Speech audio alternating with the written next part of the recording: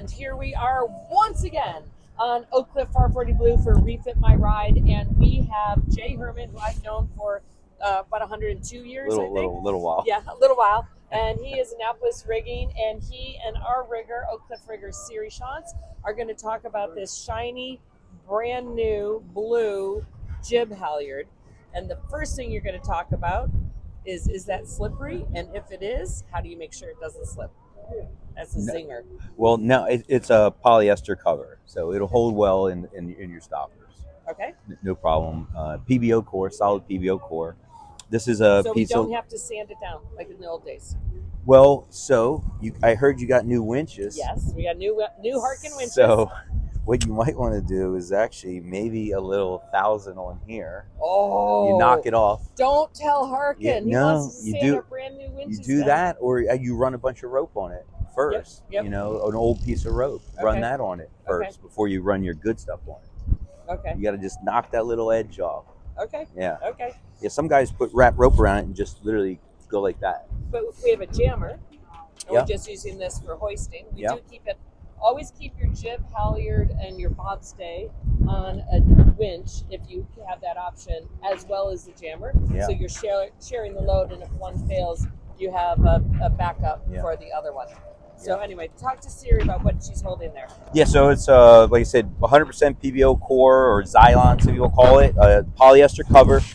This is a halyard that we used to make like almost once a week for one of our 41 design boats. Wow. It's very, very low to no stretch, right? It has what we call a soft thimble. Gives a little more bearing surface for your soft shackle, or if you have a stainless shackle in there. We always put soft shackles in there. This is made out of? This is New England Rope's chafe sleeve, Dyneema chafe sleeve. Dyneema, so nice and slippery. Yeah, and we've rolled it over and then sewn it in here so it doesn't fray. Then you don't get any fray. So it's rolled really under? nice. Yeah, it's rolled in. How the heck do you do that? Yeah. You've been doing this for 102 years? I don't know. Carefully. We roll it over. I don't know. It works. Wow. But it's a really nice halyard. Especially when the FAR 40s were sailing a lot, we made a lot of those halyards. Okay.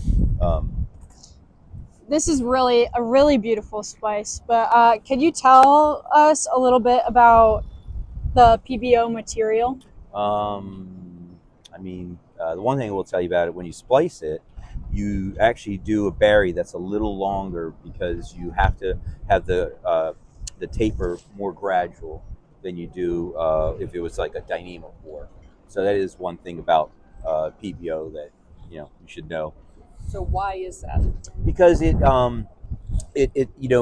when the biggest thing about splicing is the tapers. The tapers is where all the strength is, right? So the PBO doesn't like the hard spots as much. So if your taper is longer and more gradual, then you're going to have a stronger and more stable splice. Okay. Very cool.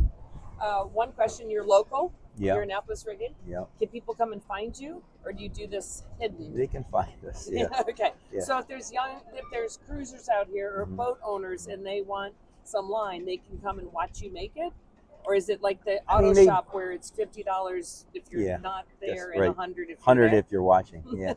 No, we have customers come in all the time and watch what we're doing, and actually some of them we teach, especially our cruisers, long distance cruisers. A lot of times we'll teach them how to do like mechanical fitting because they're going on sail around the world or whatever.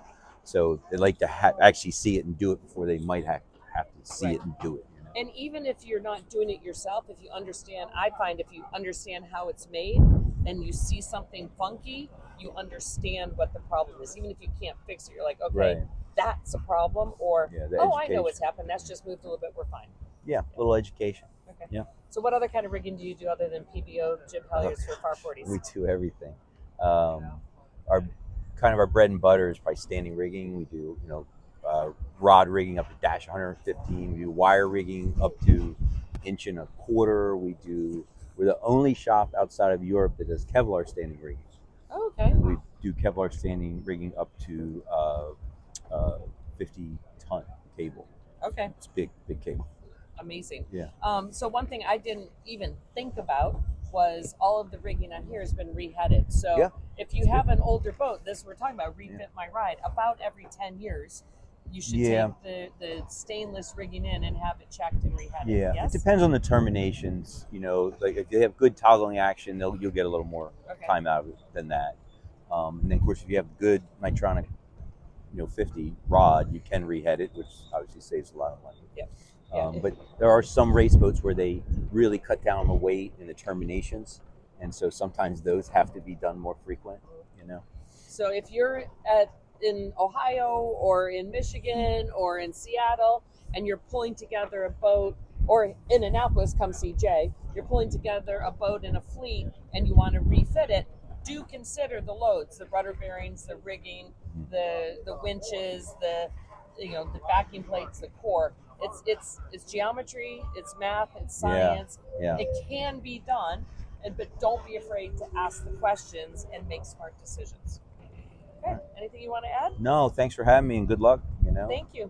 Go do it. We appreciate it. So, Annapolis Rigging in Annapolis, shocker. That's right. Refit my ride.